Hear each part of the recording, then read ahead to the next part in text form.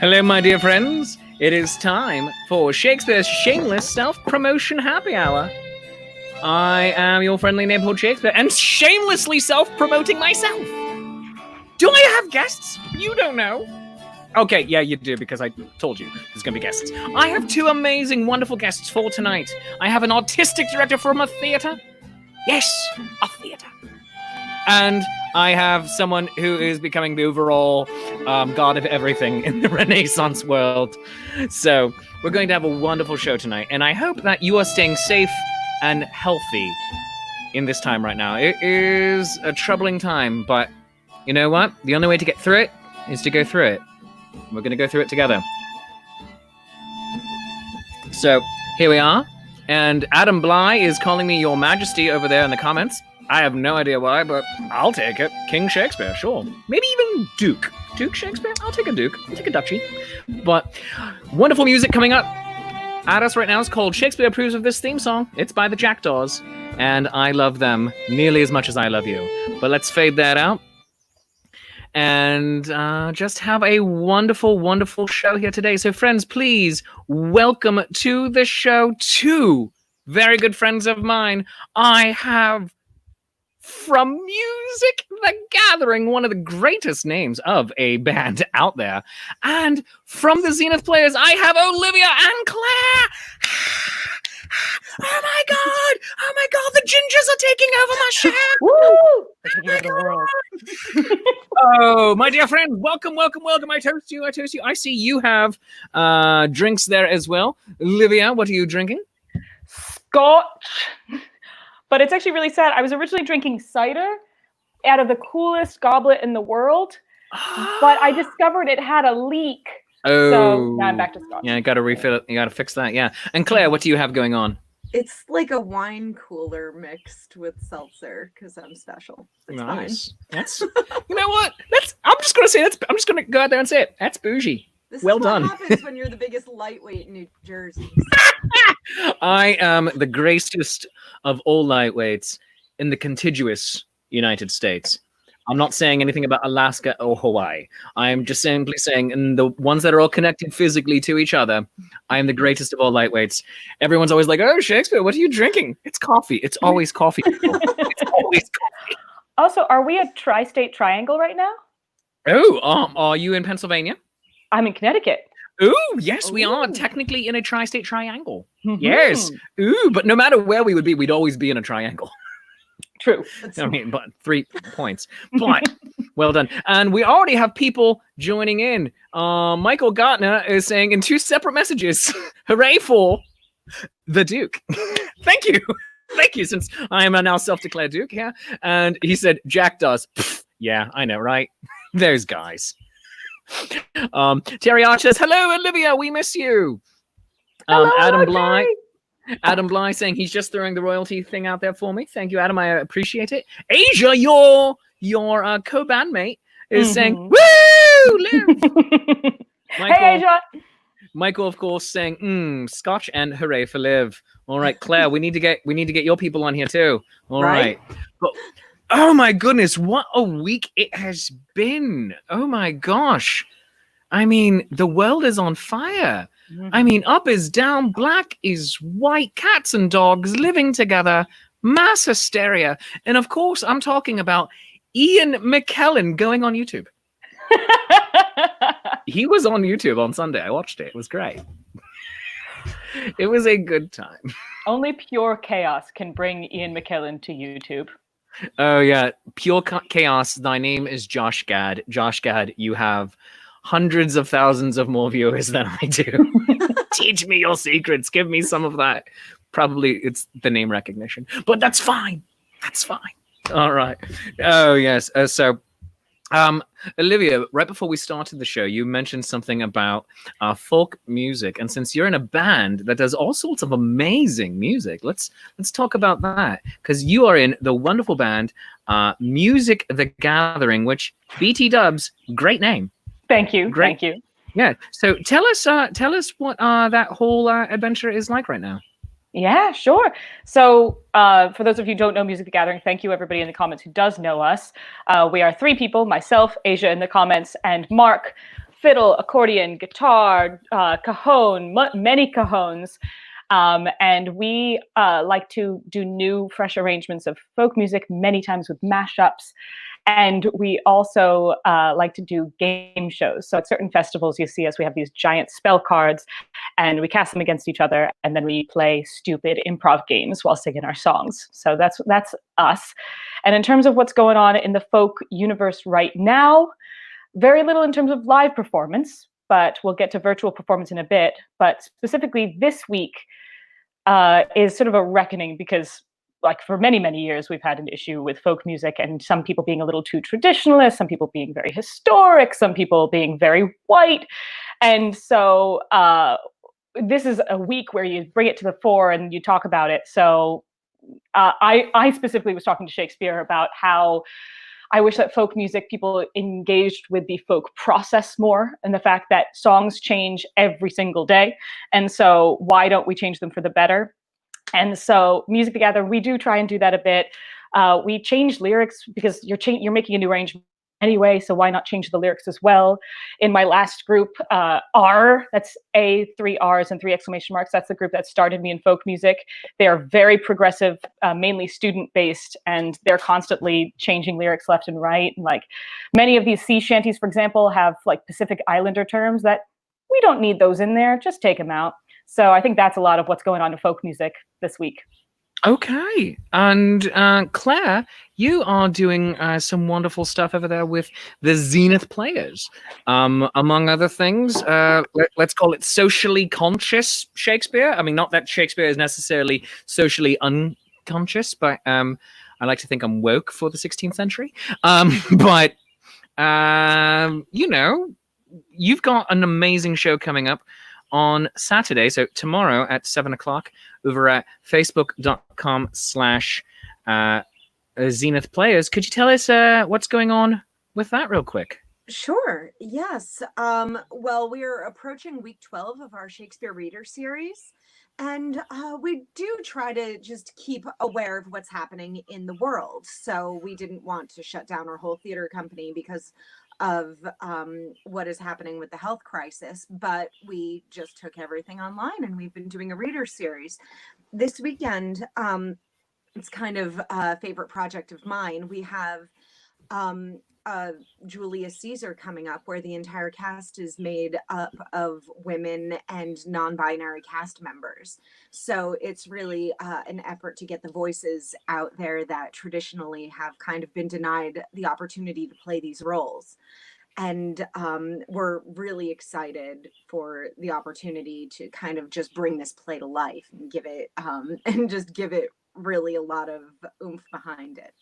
That is fantastic, and absolutely nothing, of course, to read into it being possibly the most political of Shakespeare's plays, other than Richard II right now. I haven't the slightest idea what you're talking about. No clue at all. All right, yeah, that's fine. Some fans right here, though, are talking about something that you did the other day, Midsummer Night's Dream, Gay Old Time when you were Titania. Yes. Patrick Smith says, "Great job!" the other day. That was a fun play. Thank you. Yes. And Jeremy Geronis wants to know, when does he get to come in and happy hour with me right here? Jeremy, I don't know, call me and say, hey, I want to do it next Friday. I have no one booked for next Friday. I book these a day or two in advance because I am disorganized. It's it's what I do.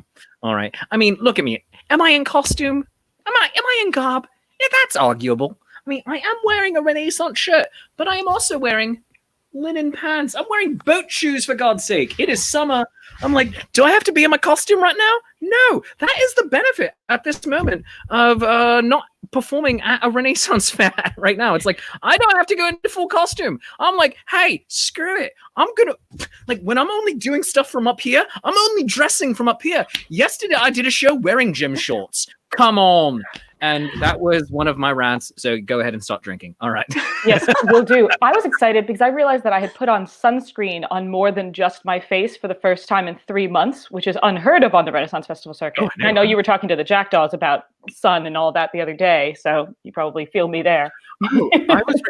so I had to put on full costume. I yesterday and today I was recording a bit for Andrew McKee's Life's a Fair, which is a wonderful, wonderful show. Go watch it. It's just in miniature to an extent of what Olivia is also doing with the Digital Ren Faire. We're going to be talking about that in a minute. Yeah, but I was in full costume running around my yard right here behind me, doing my show, trying to basically do my show that ordinarily involves all the audience purely by myself. And it was an amazing experiment. And yesterday, camera didn't work. And it's like, all right, cool. So I did the whole thing, but it was good practice. Today, I did it again. Sun was beating down on me. It was 80 some degrees. And I come inside and my face is very red. And my wife said, did you wear sunscreen? I said, no. She goes, why? I said, because I haven't had to in months. Yeah. It's one of those things of like, oh, that's right. I burn. I am a pale person who burns. So that is what happens with me. Oh, goodness. But yeah, it is the one of the few benefits. That, and I get to just, as soon as the show is over, walk inside or walk to the kitchen, hang out with my cat. There's a little bit of us that's going to be spoiled because of this season. Yeah. Sally says we don't have to sweat to death. So yeah, that's true. Adam Bly, I think this one is probably for you, Liv. We're gonna miss you. We're gonna miss you at the Pittsburgh Renaissance Festival. Yeah, I'm gonna miss everybody at Pittsburgh as well. I want to see what happens there. Currently, it's postponed, so we'll see what goes on. Yeah, I saw currently postponed for late in the fall now, in October into November. I saw. So fingers crossed that it is able to happen. But here is my recommendation: if we are able to go about such things and operate it kind of on the way that we're doing farmers markets here in New York, upstate New York, where I am. Socially distant as much as you can, but also face masks. All right. Yes. I will, if I have to, wear a face mask whilst performing for you. And I could thus be making the most terrible of faces at you right now. And you want it now. You want it now. Eye acting. You have to get good at having very... Here's the thing. Dwayne "The Rock" Johnson needs to offer a masterclass in eye acting right now. Because of the whole people's eyebrow thing. Do you smell what The Rock is cooking? All of that. Everyone's diction is going to be brilliant. Oh my goodness gracious, yes. Yeah, I can't say gracious because especially behind a mask, it's a little musty. So you have to go real Elizabethan. Gracious. Yes. See, there we have it. But also thank you to fan Crystal Bond for making this for me and sending it to me. She knows I'm a Trekkie. She made two of them for me, a blue one and this one. Crystal, I'm now going to ask for a gold one just to complete the set. Oh, and Michael says we have to smolder with our eyes. We have to smize, as Tyra Banks says. Oh, yeah. Claire, you don't have to do it as much. You're normally indoor theater. That's true. I start doing it, people look at me a little weird. Oh, goodness gracious. Oh, and Michael, to answer your question real quick, we're in New York. I am in central New York. I am in the middle of nowhere. Like, we have this great big area behind us. It's our rental house, and it's awesome. But yeah, we have a mountain to walk on. And then weirdly, neighbors 30 yards away. It's like, no one that way. Neighbors 30 yards that way. It's like, weird. So, so we're in the middle of New York, and it's great and beautiful. But before we talk about your other project, Olivia, that you are working on, let's go to the film. I mean, because we can always like tell you what you're about, or we could show you. So, lords, ladies, gentles, all, here is a little bit about what the Digital Ren Faire is about. Oh, wait, I didn't click share sound. We're going to try this again one more time. Ha! That almost worked. It almost worked. See, it was a good segue. I was cooking. It was great. Oh, no, I closed the link completely. That doesn't help anybody. All right, you two talk amongst yourselves. You know what? You gave me a grand honor, but earlier on Facebook saying this is the Graham Norton of Ren Faire shows and all that. So hey, you know what? We're gonna play a game. Talk amongst yourselves. All right. This is a difficult game. How do we get points, Claire? The Drink. Oh, drink. There we go. There we go. Mm-hmm. What's your ideal role, all, gender, age aside, in Shakespeare to play, would you say? I have to say Hamlet. The idea of Sarah Bernhardt as a woman playing Hamlet in the years that she did is mind-blowing to me. And somebody did an amazing play about it, literally called Bernhardt Hamlet. And that one's kind of... I have heard about this because my friend, I'm going to go a little Ravenclaw for a second. My friend is an English professor, and she is pairing that play with Hamlet with the Bhagavad Gita, which apparently was replaced with Hamlet when India was colonized. And so they're doing like a triple, like, through history of Hamlet. It's super cool. That is really clever. Yeah, that's really interesting. I saw Janet McTeer in that play probably 4 times before it closed. It was, and it's funny and it's heartwarming and it's really neat, and it really is something that you want, like, young women to see if they want to pursue a career in theater. Oh, that's so cool. So Bernhardt Hamlet, we're gonna have to check that out. And all right, I think I got the link to work.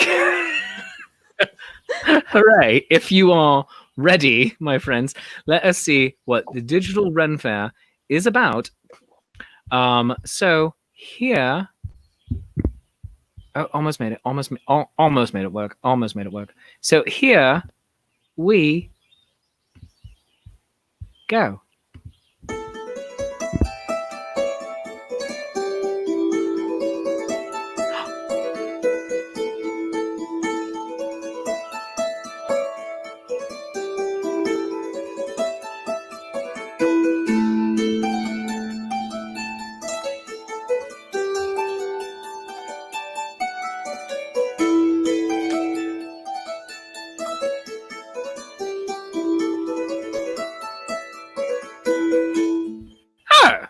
Right, so the Digital Ren Faire. So talk to us all about that. Leave nothing out. Go into as many deep specifics as you possibly can, because I know all those people. They're pretty amazing. So what is Digital Ren Faire all about? So the Digital Ren Faire, it was born out of, specifically created by, at the beginning, FLARF musicians. So people at the Florida Renaissance Festival, which was one of the first ones to close. We had this strong community, and we were doing live streams. We were hanging out because we had all been in contact with each other already and having this sort of last huzzah. And then we got together and said, we have to, make sure that everyone's livelihoods can continue going, and that we have to go virtual. And so myself and my bandmates, Michael Gartner of Volgamut, Misty Bernard, Victoria Van Arnhem, the hammer dulcimer player, Lady Victoria, Mark Govan of the Iron Hill Vagabonds, and now we've had a few more people join us as well. We all banded together. I really hope I didn't leave someone out. Digital Ren Faire, I see you in the comments. If I left someone out, tell me. We all banded together and went online. It's been a big learning experience, as I'm sure you all know, because we there's so many different systems that you can use to live stream, things like that.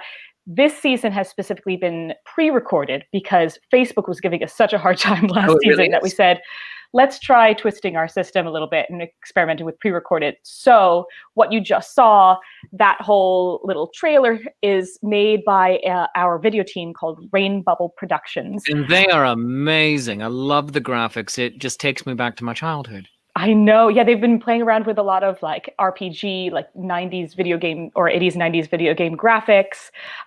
They are amazing. I got really excited in the middle of this happy hour because a little Discord thing popped up on my screen, and they are exporting tomorrow's episode now, which is super early, and I'm really excited for them. So that's going to be great.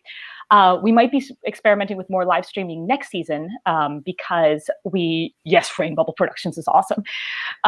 Because Mark Govan is working hard, looking at a lot of different systems, playing around in OBS. So anyone who stops by at our Thursday town crier little like 10 to 20-minute sessions, you'll notice that he's playing around and experimenting with new tech there for our 3rd season. So we're playing around. But basically the idea is we have opened our doors to all Renaissance Fair performers who are able to send us footage. We give you a guide. This is exactly like how you film it like a live show. And we have instructions, and then our video team puts it together. And then in terms of live streaming, we've had some really exciting teaching moments for the performers that come on our show. One of my favorite moments was we had someone who, excellent musician, has been on the circuit for ages, and she didn't even have a Facebook page for her act. And now she went from being like, I have no idea what's going on, I don't know how to set up this live stream, to doing them regularly herself. So the fact that we were able to open the door to people who weren't quite sure how to go digital, how to go virtual is super exciting. And I've had a lot of fun being able to promote these people and give them a platform. It is wonderful to be able to do that. And as someone that tries to, give platforms out to fellow performers, whether it's through like the big event shows I'm doing every 3 weeks to a month, or stuff like this, it is a wonderful thing to be able to do, saying, hey, come in and do a thing. And because my show is very difficult to translate to an online setup, and hopefully I figured it out today. So at some point I'd love to come back to Digital Ren Faire. And I was going to say, you were an excellent host. Oh, thank you. And for anyone at home, this poor man had tech issue after tech issue. So the fact that he got us his footage on time is also a feat in of itself. It was like, my internet is like, we don't want to work now. And it was just like, why? But that seems to also be the name of the game, as far as having to go to the pre-recorded version as opposed to the streaming, because everybody and their uncle is on this now. And when you have high traffic days, specifically the weekends, like we've been having internet lag all day long, because hey, it's Friday, and you have 300 million people all trying to get online at the same time for a system that is not designed for it. It makes everything go a bit wonky. Mm-hmm. Yeah, so you're doing the Lord's work with that. So thank you, and thank you for allowing me to be a part of that. And it just it's a very fun way, and it's also a great way to meet new audience. It's so true. And vice versa. Like, I want to make a little collage of all the time someone's commented, I've never seen this group before. Now I'm going to go follow and watch them. And so, exactly. And that wouldn't have existed pre-COVID because there was no opportunity for that. Yeah. A real fun thing with that one is I was in the comment thread hanging out for my episode, which was episode 1 of season 2, where I hosted, and someone says, "Oh, this Shakespeare guy, he's funny. I've never seen him before." It's like, "Oh," and I said, "Oh, where are you?" They said, "Oh, I'm in Arizona." It's like, "Yeah, I've never been there." This is why I've never gone there. Have you ever come to New York? Nope. All right, cool. So, yeah, it was just funny because I even said, "Hey," I think I even said something like, "Oh, these are the shows I do. If I haven't named you, we haven't met." Oh, people, I love them. So great. Oh, goodness gracious. And Stephanie Megan taking advantage of the comment thread here, saying that they would love for Body Party to come on to Digital Ren Faire. Body Party is a new, relatively Renaissance Fair act. They're only a year or two old. They have an album already. She said they're just waiting on the ability to be in the same place. But here's what I'm going to say to you, Stephanie. All right, I'm Stephanie. It's just you and me. Just you and me now. Claire and Olivia, they're not here.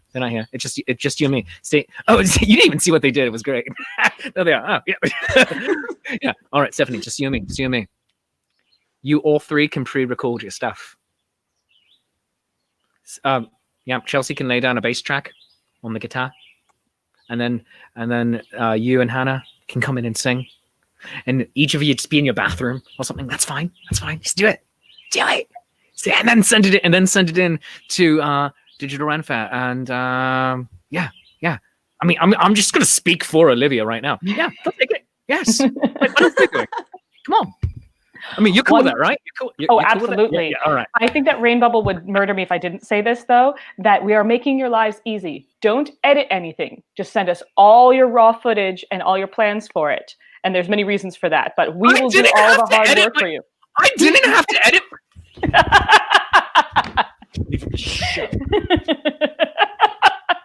It's very hard to gracefully escape a sky chair. I have wires and oh my god, Sky Police. We're going to need the emergency number for off-screen wife in case you get stuck in the sky chair. I'll text it to you. I'll grab my phone. I'll be like, hey, help. Oh goodness gracious. Body Party is saying they have done 3 videos already since March. All right, cool. She goes, but that's all they've done. So do it. So Body Party is saying, oh my god, no way. And then Digital Ren Faire, do not edit your footage. I mean, there's a wonderful side conversation happening over here on the comments. I mean, this is great. We have professionals standing by. We are professionals standing by to help with your recording. All right. So it's just really heartwarming to see all the collaboration that's happening. And it really brings about like the best thing about creative minds and like how we all like in different states can work together to make this stuff work. And yeah, like doing live reads, we've had other theater groups that are like, help, how do we do this? We're more than willing to help when it just comes to like live Zoom readings. And I feel like that goes around. And nearly every single one of these, not so much these shows, but every single one of the live readings I do with you, Zenith players, or that we do over on my side with the social distancing players, all with Digital Ren Faire, each single one is an opportunity for all of us to get better at it and to learn something new on how to do it. And everybody has been incredibly free with sharing information. Yes. And once we get off the air, I want to talk to you two about an idea as well that I have banging about in my brain pan. I also love how it's all right. We're just going to take over Google. It's all it is. It's all it is. Okay. No one else is listening right now. No one watches this show. This is me to hang out with people and practice my accent. I mean, that's all this is. I mean, I also love the fact not only is it just like artistic collaboration, but I don't know if you are in the same boat, but it gives me an excuse to keep in touch with my friends because friends that I have at Ren Fairs, I'm terrible at like medium distance. So if I'm going to see them in 6 months, I might talk to them once in between. Whereas, for example, Victoria, who I work very closely with Digital Ren Faire, I've always loved her and like wanted to be closer friends. We see each other every other festival, but now we talk to each other almost every single day because we have this collaboration going on virtually. That's me and TJ Miller from the Lords of Adventure / New Jersey Ren Faire, and Paolo Garbanzo now. We do a show together every Sunday night, and then we're just constantly texting each other now. And it's just like we have a crazy fun group text that is most of the time quite stupid. And you think you could expect better from pushing middle-aged men, but we grew up in the 90s. It's just like, oh no, oh my God, Saved by the Bell. That's hilarious. All right. And no, Saved by the Bell is not hilarious. You know what? Let's get real. Saved by the Bell sucks. We all thought it was good. It's terrible. All right. Yep. Zach Morris is a monster. Oh, he is. Oh my God. Like, real quick, before we go to commercial, and because, hey, we got commercials. Before we go to commercial, what is up with that final season where, all right, you have Jesse and Kelly in half the episodes, and then you have Tori in the other half? What is up with this? I mean, and neither side acknowledges the other. Zach is dating Tori, and then Kelly and Jesse are back for graduation, and they're together. I mean, what is happening? Not to get on my feminism soapbox, but no, get on it. We're gonna make a hashtag for this too. Just replace one brunette actress with another, and no one's going to realize the difference. Feminism. So I'm still on typing this one here. Soapbox. There we go. Because I couldn't find what button to hit. There we go. Feminism soapbox. Keep going. And And the amount of ways that Saved by the Bell determined that women can be manipulated by their male counterparts was horrifying. But on the other hand, to give them a point, they gave us Jesse Spano, thank you, who was fortunately a very insightful character. And then the actress, oh man, did she make some terrible choices. Elizabeth Berkley. Oh my. Oh, goodness gracious. The best thing about Saved by the Bell for me are the reunions that they do on Jimmy Fallon. I've never seen them. Oh, I might have to no. waste 10 minutes while you guys just do stuff for me to go find it, and we'll just watch a Saved by the Bell reunion on Jimmy Fallon. It's amazing. And oh, goodness gracious. Yeah, Chris Lang saying, yeah, he never liked Saved by the Bell. It was a pretty ridiculous show. Misty wants me to stop making sense at this moment. Oh, grand. Let's see. Michael says it sucked. Big Harry, I'm going to cut you off there. All right. Suck a Derek Jacobi. He says it was suck a Derek Jacobi. It was the 90s. Nothing made sense. And goodness gracious. But goodness gracious. Let us pause for just a moment. I'm having way too much fun. I hope you are too. I hope the two of you friends are having a good time with this ridiculous conversation.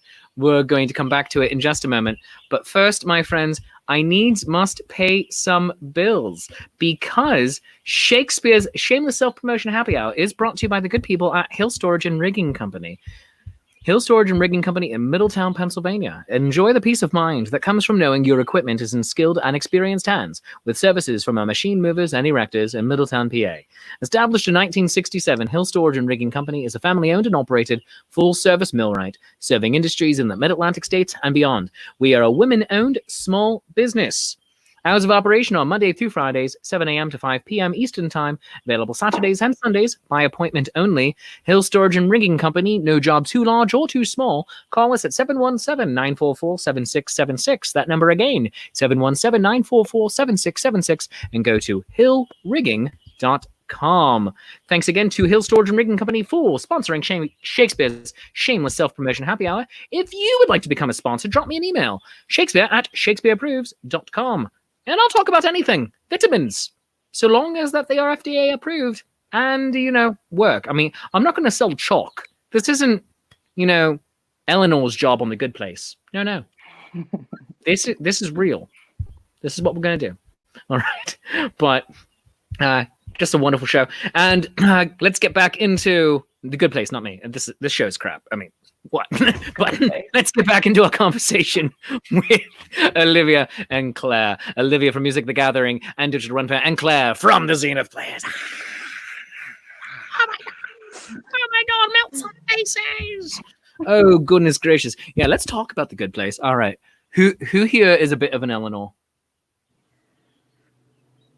Yep. Claire. Olivia, are you cheaty? I am 100% cheaty. Nice. I'm a cheaty Tahani hybrid, I think. That's my wife. She is very much a cheaty Tahani. Not so much with the name dropping, but just with her being glamorous. Mm-hmm. Yeah. I am 1000% Eleanor. Maybe Michael, but they're almost the same person. It's very true. Yes. Yeah. I would say on the Eleanor versus Michael scale, I'm probably more Michael, just because I am also easily amused by insignificant things. But totally selfish. I didn't quite understand. I think I started watching Good Place before I did the Florida shows, so I didn't understand the bit of, where did he live? Jacksonville. Oh, all those people going to go to the bad place, until I did a Florida show, and then I realized why they say that. Asia says that she is bad place Janet. 100% true. So Asia, do you just call people a fat dink and say, "Hey, I got a message for you"? I mean, like, is that you, Asia? I mean, seriously, come on. Also, Asia, I haven't not gotten the chance to say this to you in person, partly because we haven't seen each other in person since 2018, April of that year. But congratulations on your engagement. It was a beautiful wedding. Oh my God! Congratulations on getting married. Yes. They did the dirty dancing lift, but there was also so much dress that I was afraid that Mark was going to suffocate. But it was beautiful. Oh wow, yeah, that's amazing. Goodness gracious. Look. All right, Asia, well done you. Just well done. Also, I have to say to everyone who's watching, special shout outs go out to Body Party for not just members of Body Party commenting, but commenting under your official band name in here, for the Digital Ren Faire, for also saying do not edit your footage, and also commenting, and Rain Bubble Productions joining us. They're the digital masterminds over there. So thank you. And congrats on the export, guys. Congrats. Hooray! So yeah, thank you all for being here. But we can also take some comments and questions from the audience. So send us your questions and we will answer them. Our answers might not make any sense, at least mine won't, because this is like my 8th cup of coffee for the day. And as you can see, these are not like cups of coffee. These are pints of coffee. Do you shake? Do I shake? Weirdly, no, hardly ever. I just don't sleep until like 2, 3 in the morning some nights. Yeah. French press it. Oh yeah. There you go. There we go. Oh, you're a Brit who likes French presses? Oh. Yes. It's the only. Am I going to go on another rant here? I mean, French press is the only way to really, in my opinion, appreciate a cup of coffee. You can drink a cup of coffee, yeah. You can have your Keurig, and I have a Keurig. You can have regular filter. I don't have that. You can do coffee tea bags. I'm quite fond of the coffee tea bags because it's a quick, fast way to get a cup of coffee. French pressing takes a minimum of 6 minutes. But with the French press, when it's coarsely ground, and then the water is mixing in directly with the coffee grounds, you are getting an amazing mix of oils and flavor all going in together with that wonderful bean juice. And that is the way you want to drink it. You don't want to get it filtered out by paper. No, then you're losing so much. You want to have the French press. They're not expensive. Go get one. Do it. You can also use them for tea. This just turned weird, and I don't know. I'm here for it. No, your face was just kind of like, what is happening? I should have zoomed in on Olivia during that. It's like, what is going on here? Well, I was what is going on because you might despise me for this, but coffee is the one flavor that I've never been able to like. That's fine. I appreciate that. I respect that. Yeah. I hated coffee for a while until I was about 18, and then all of a sudden, I liked it. I started drinking coffee at like 12. Yeah. I tried drinking coffee at 12. I couldn't do it. My grandmother was disappointed with me. Yeah. Oh goodness. Claire, what's your coffee brew then? Really? Well, you just had me thinking because my French press is probably under like an inch thick of dust right now in a basement. I do have a French press. I do. But right now we're just kind of using a like Cuisinart combined with a Starbucks. It's like it's the most very rural New Jersey kind of cup of coffee that you can come up with. All right. Well done, like you. Starbucks brew in a Cuisinart. I like it. That works. Chris Lang has a suggestion for us, Olivia. I think it'd be more in the you and me here. It says, "Sold me on the New Jersey Renaissance Fair stream. That was great. Thank you so much, Chris.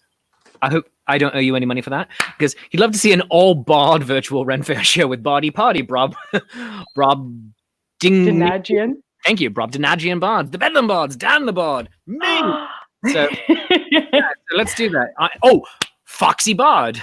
Oh, there you go. There's many bards. Yeah, we almost had a Rowan themed festival once because we had Rowan from Rowan the Rose and we had Rowan the Bowen. So we just needed one more to like take over in terms of Rowans. So I like these theme ideas. My nephew's name is legit Rowan. Yep. Oh, then we can just have a video of him just going about his day, and then we'll have playing Fortnite and Minecraft, and just generally ignore. He's 13. He's hateful now, but yeah, no, I love that kid. He's amazing. He's going to be an amazing comic book nerd at some point. Let's see. Going through here, through the comments real quick, seeing anything we can bring up here. Chris Lang says he is bits of oh goodness, where did it go? Chris Lang is bits of Eleanor and Sheedy, and there we are. Bits of Eleanor and Sheedy and Michael and Janet. You're only leaving out 2 of the other characters. So let's see, anyone else? Someone said Asia thought I said something, or that you said I said so much dress. Yes. Dress. Asia knows I would never say that about her. Well, Michael heard it too. Michael heard it too. I need to work on, oh my god, I just said that. I need to work on my mask pronunciation. Yes, all right. Dress. There we are. All right. Now we're back to ASMR Shakespeare. All right. Welcome to ASMR Shakespeare. Let me not to the marriage of true minds admit impediments. Love is not love which alters when it alteration finds, or bends with the remover to remove. Oh no, it is an ever fixed mark that looks on tempests and is never shaken. It is the star to every wandering bark, whose worth's unknown, although his height be taken. Love's not time's full, the rosy lips and cheeks within his bending sickle's compass come. Love alters not with his brief hours and weeks, but bears it out, even to the edge of doom. If this be error, and upon me proved, I never writ, nor no man ever loved. Whew. So all you need to do is do a whispered English accent. Yeah. Well, here's a question for all of us. Channel of just that and make lots of money. I'm gonna do it. Someone said it. I think it was Christine from Adamo Ignis. I said it, and that was the last time I did it. It's like, all right, let's do this. All right. So Patrick Smith has a question for all of us. What is your favorite Shakespeare play? Claire, as the artistic director of a Shakespeare company, you go ahead first. I'm a fan of King Lear. Ooh. Specifically because I feel that nobody apart from Shakespeare has captured the domestic situation between how we communicate as a family to the epic situation in which there's a war happening in one play, quite like Shakespeare has. Yes. So yeah. All right. Liv. My favorite is Cymbeline. You and my wife. Really? Oh, shit. I would have a lot to talk about. I think it's kind of like Shakespeare's spoof on himself because it includes everything from like all the tropes of all plays smooshed into one play. It's got like dream sequences.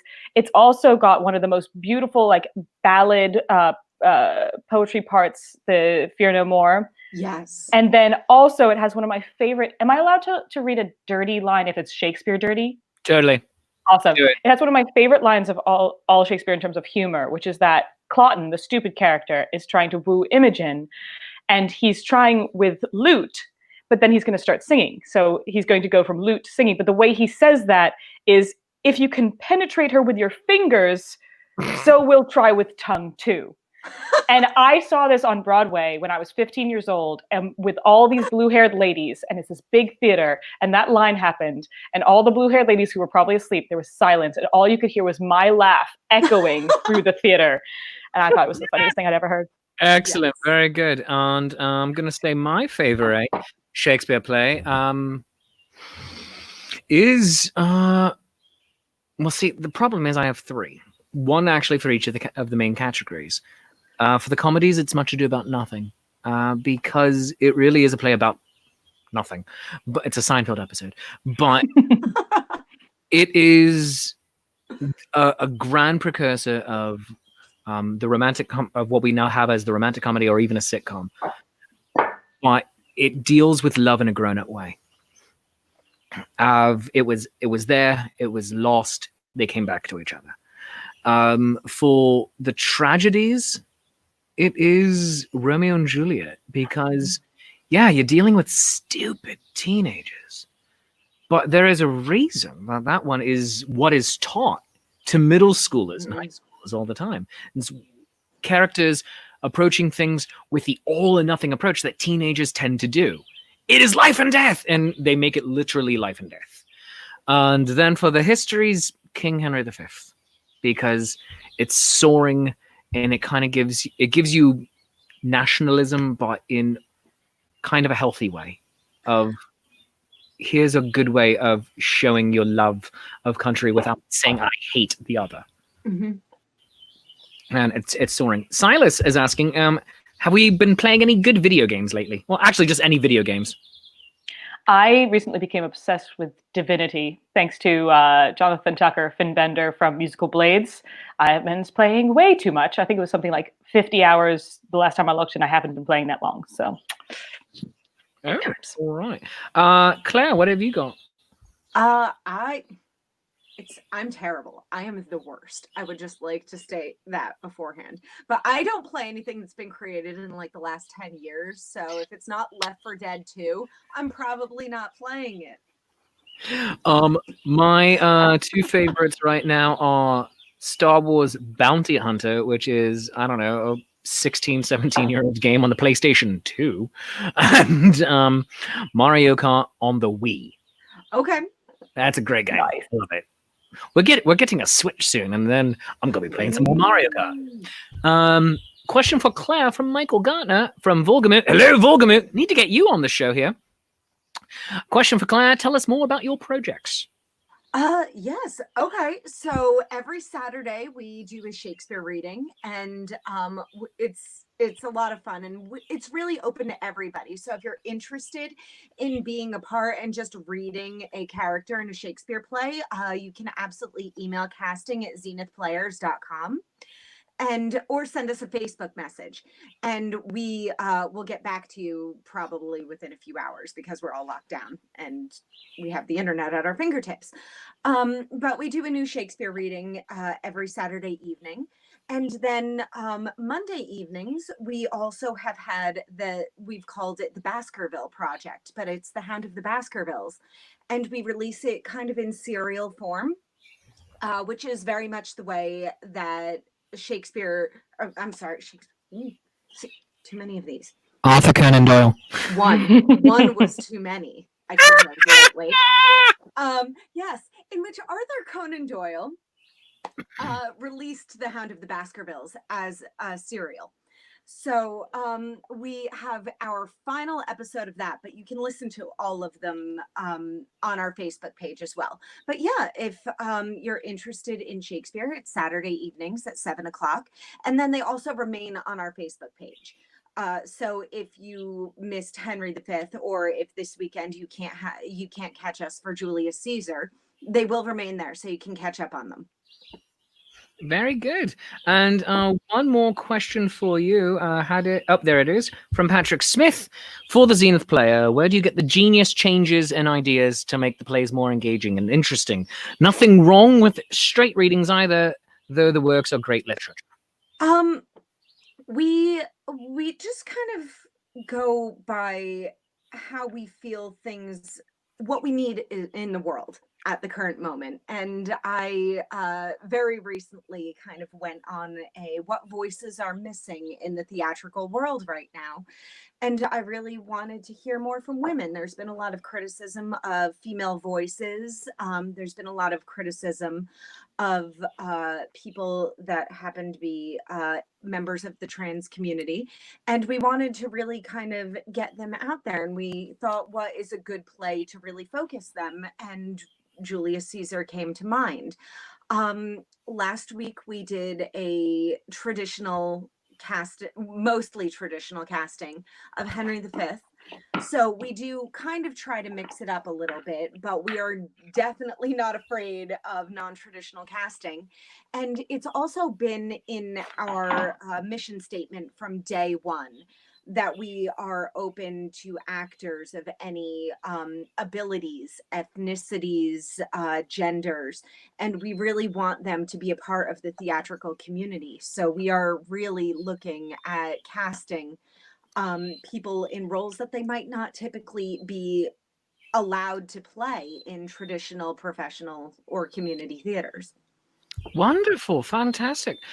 This is for Liv. Michael says, congrats, we've successfully allowed him to procrastinate for 45 minutes rather than working on his DRF stuff. Better get back to work before his boss yells at him. Michael, could you please see me in my office after this? Thank you very much. So, Liv, with the DRF, you are the entertainment coordinator? Or? I started as social media coordinator, and now I'm sort of a general manager. I don't think we've officially decided on my title. Michael gave me a very odd title that I can't remember what it was, but if you can remember Michael, let me know. But so I think general manager is best for what I do. Very good. And he also said that he, going back to the ASMR bit that we did a few minutes ago, he said he used to like that sonnet. That was the 116th, but now it's just... And oh man, and then Patrick was wondering if you're going to be advertising the Music the Gathering cards. Oh yeah, he must have noticed that I was fanning myself during your ASMR with our cards. Ooh. So we have Music the Gathering has trading cards for all of the different acts that we share stages with, that music acts that we share stages with that we overlap with. For example, here's Little Me.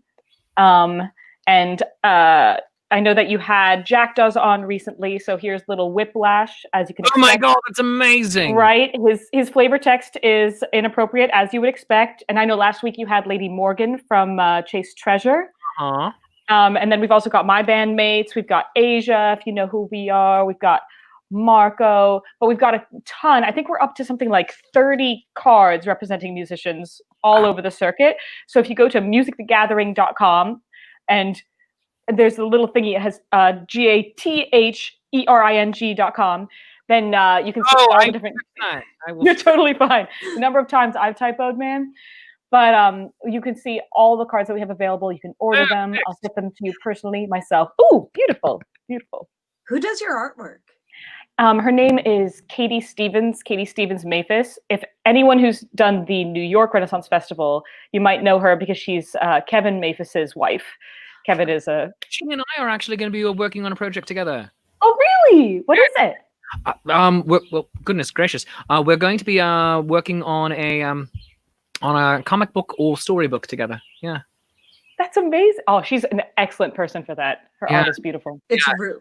Those cards are adorable. So I shared a stage with you. Granted, I'm not a music act, but when I'm by myself and it's like, hey, Shakespeare, what do you got for the pub sing? It's just like, oh, all right, cool. So I do filk versions of stuff. So and not for nothing, all of my fans about 3 years ago voted for me to be the second best stage musical act in the Renaissance Festival Awards. We saw that and we were like, good for you. Just so you know, the Jackdaws and I each year now trying for 3 or 4 years now, we keep pushing for that together. We will be jointly named the second best joust troupe in the Pacific West. Well, speaking of that, the Jackdaws repeatedly introduced us as FLARF by our Renaissance Fair Awards name, which is the third best instrumental group on the Renaissance Fair circuit. If you've seen our show, we are not an instrumental group, so we are honored by the title.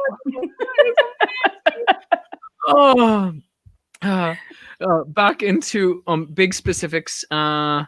Michael says to Claire, Zenith sounds very cool, and Patrick says, respect that great organization, great mission, and ideas. Oh, Michael's title for you, Liv? Supreme Overlord. That definitely wasn't the one I was thinking of, but I'll take it. All right. Need a name tag. Oh, goodness gracious. Oh, wait, what? Why is this happening? Mike Woodson, why are you saying this? This is weird. He laughed out loud when Dobby died and nearly got beat down at the movies? What? That's odd. That's like a whole lot. All right.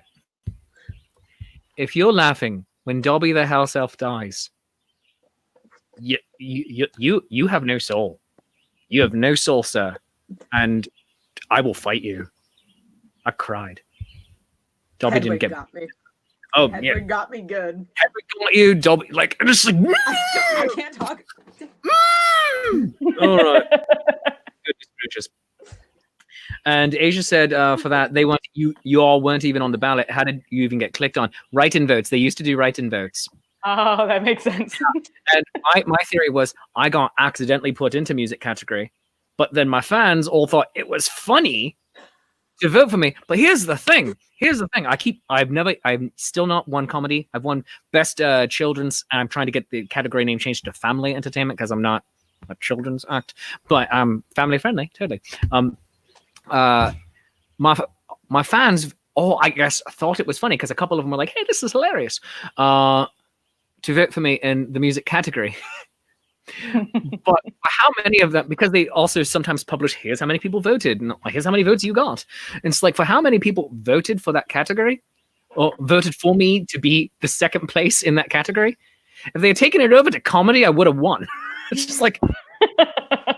So that itself is again kind of funny, but come on. Exactly, it shows that you have amazing fans because it's better that they voted you for that.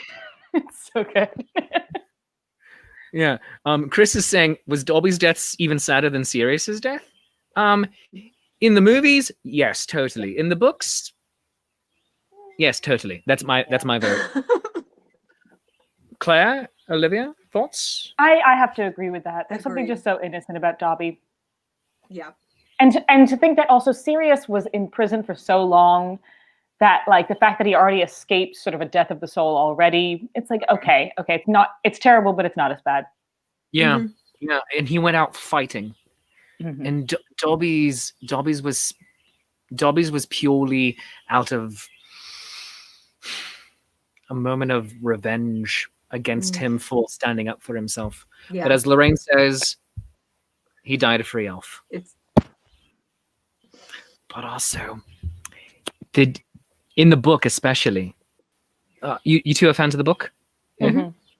In the book especially, for me, it's a Tolkien moment because he dies and the stars are shining in his eyes like in Lord of the Rings, because the elves were born in starlight. And then, I just got goosebumps. And then in the movie of the Two Towers, because Haldir and the elves weren't there at Helm's Deep, but in the Two Towers, when Haldir dies, they make sure to have his eyes facing up at the stars. Yeah, you want to cry now? Let's do this. We're watching Lord of the Rings this weekend. Is this our shameless self-promotion sappy hour? Come on. Yeah, right. Yes. All right. Body Potty, talking about the categorizations. They had a similar categorization. I'm going to go with it. All right. They would chuff to come in second to Chase Treasure in any category. Yes. Yeah, if you come in to Chase Treasure, that's fine. Lorraine's like, why do I do this to her? Lorraine, because I know you're watching. And since you mentioned he died a free elf, we had to go on this track. That's right, Lorraine. Sorry. No, Lorraine, you can't cry at me. I'm made of stone right now. It's my show. I'm made of stone. Excuse me. Oh, goodness gracious. So, any final thoughts from either of you before we wrap up the show? Tomorrow, Digital Ren Faire, 6 p.m. We have Ramblin' Sailors, the Trained It's Mermaid 6 p.m. Show. Tomorrow, not 3. Okay, cool. Yes, 6 p.m. Eastern, 3 p.m. Pacific. Okay. So Rambling Sailors, the Trained Mermaid Show, and Tomas of Frost Accordion. All right, fantastic. And you can find everything about Digital Ren Faire at digitalrenfaire.com and Instagram.com/Digital Ren Faire, Facebook.com/Digital Ren Faire. So that's at 6 p.m. tomorrow. Claire! Yeah, Saturday evenings, Shakespeare readings at Zenith Players. This upcoming Saturday, we have Julius Caesar with an all-female or non-binary cast, and we are very excited about that. And you can find that right on our Facebook page, Zenith Players. Fantastic. And now I'm going to start wrapping up the show here, but neither of you have been here for Claire. You've been on the show before, but neither of you have been here when we're making toasts. So start thinking of a toast as I wrap up the show here, and we'll be back with that in just a moment. So, friends, we are just about done with. We are just about done with Shakespeare's Shameless Self-Promotion Happy Hour. Thank you so very much for being here with me. If you've enjoyed the show half as much as I've enjoyed performing it, then I've enjoyed it twice as much as you have. and that's called math. And you can support the show by buying me a drink. Go to coffee.com/Shakespeare. That's ko-fi.com/Shakespeare to buy me a cup of coffee. And while you're over there, you can commission me to write you a sonnet. Yes, it's a grand time. Or you can become a Patreon of the arts by going to my Patreon, patreon.com/Shakespeare. You are keeping me afloat during this shutdown period, which may go until the fall. It may go until next year. We don't know yet. But I do encourage all of you to stay safe and stay healthy. Practice good social distancing. It's how mainly we are going to come through with this without having to shut everything back down even further. So thank you for being here. Now, a couple of announcements on everything that is coming up. In addition to Digital Ren Faire and Julius Caesar, the all-female production, which is, again, going to be tomorrow night at 7 p.m. over on Zenith Players' Facebook page. And I'll be sharing it here as well. Sunday night, I am part of Nat 21 Adventures because a Nat 21 is the only thing better than a natural 20. A Dungeons and Dragons role-playing game show with your favorite performers from the Renaissance Fair, including Mab Just Mab, Adamo Ignis, Roger Awesome of the Lords of Adventure, yours truly, and hosted by Paolo Garbanzo. Join us. I play a dwarf. It's great. I know. It's like my beard gets a bit bushier and I might get shorter. I don't know. I don't know math. Anyway, so join me for that Sunday evening, 7 p.m. Eastern Time. Tomorrow, I will be taking part with the New Jersey Renaissance Fair, doing their virtual Ren Fair. That starts at 1 o'clock. And then at 2-ish, I will be doing a patrons-only production of Romeo and Juliet, the Flying Implement of Doom edition. And you can join me here on the Facebook page. Click that you want, send me a message, whatever, email me. I'm saying that you want to be a part of it. We're going to be doing it through a Zoom meeting in order to perform it. And you can watch it at the New Jersey Ren Faire's Facebook page. And then finally on Sunday morning, brunch time, we're going to be doing a Midsummer Night's Dream, a gay old time brunch time show. Claire, I believe, is actually going to be joining me for that. Where several of members of the cast from A Midsummer Night's Dream, A Gay Old Time, which we performed live on Wednesday night. We are going to be getting together, having pancakes, drinking mimosas together, but, separate from our own homes, and watching A Midsummer Night's Dream, A Gay Old Time with you, having a grand watch party. That is 11:30 in the morning Eastern Time, right here at facebook.com/Shakespeare Proves, and also simulcast at youtube.com/C/Shakespeare Proves. But now, as we end the show, it's time for some toasts. So, toasts. Who would like to go first? I claim host privilege and we'll go last. I have a question. Can they be slightly naughty if they don't have naughty words? Or would you prefer clean? By all means. Go Lovely. ahead. First of all, I forgot to mention the Gwendolyn of the Gwendolyn Show is hosting DRF tomorrow. So, she's absolutely wonderful. But this is a toast that I learned while hosting the pub crawl at the New York Renaissance Festival from a patron. So thank you, anonymous patron, wherever you are. A toast! A toast! Here's to woman, that wonderful vine, that flowers once a month and bears once in 9. She's the only creature on this side of hell to conjure juice from the nut without breaking the shell. Sláinte. Sláinte. Well done. Claire, it is your turn. You go ahead. Yes. A toast to the future of the internet, to Digital Ren Fairs and Master Shakespeare's burgeoning ASMR career, to keeping performances alive and collaboration amongst friends who may have not met each other except for the powers of Zoom. A toast. Cheers. Well done. All right. And let's see. I have, since I've been talking so much, I haven't thought of any. So, all right, here we go. A toast. This one's not funny, but a toast to the future. The undiscovered country from which no one ever returns. We are going forward, not backward, my friends. We are all in this together, and the only way to get through it is to go through it. And as long as you need us to be here, digitally right now, and eventually when our shows are able to start up again in person, we will be there with you and for you. As long as you need us, we are here. You are the ones that make our careers happen, and we love you for it. So, to the future. May it be better than the now, and we'll all meet again. Cheers, Saloncha. All right. Chris Lang is looking forward to the Digital Ren Faire this weekend, and he really wants to check out the Zenith Players. It sounds really interesting. Absolutely, Chris. And also join us again Sunday morning for brunch time. We're going to have a great time. Friends, this has been Shakespeare's Shameless Self-Promotion Happy Hour. These are my friends. If you would like to support Shakespeare's Shameless Self-Promotion Happy Hour, buy me a drink.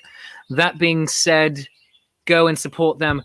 Go to zenithplayers.com and facebook.com/zenithplayers and click on that very attractive donation page. Go to facebook.com/digitalrenfair, instagram.com/digitalrenfair, digitalrenfair.com. Go to patreon.com/digitalrenfair. Go to musicthegathering.com and Music the Gathering, everything else. And there we go. Facebook.com/musicthegathering and Instagram. In order to support them, they have T-shirts, they have cards. Shakespeare wants a card. I don't care. I will give you a card. I will give you a +5 bardic inspiration. You're getting a card. Or even, I think it should be like the card should simply say Shakespeare the number 2. Yes. The number 2 musical stage act. That'll be your flavor text. It'll be beautiful. Number 2 musical stage act. And then but put a question mark after it. Number 2 musical stage act? What? It'll be like that bees question mark card in Cards Against Humanity. Which is, by the way, also in Cards Against Muggles. Yeah. That's yeah. Genius. Bees? It is my absolute favorite card. Also, Daniel Radcliffe's delicious member is in not just Cards Against Muggles, but also the standard edition of Cards Against Humanity. So it's just like repeating ourselves, aren't we? But it's amazing. Go get Cards Against Muggles. It's great. I have no monetary claim in this. I just think it's awesome. All right. Friends, thank you so much. We have gone long, 1 hour and 7 minutes and 16 seconds. I love you. You love me. Mutual glorious affection. Good night.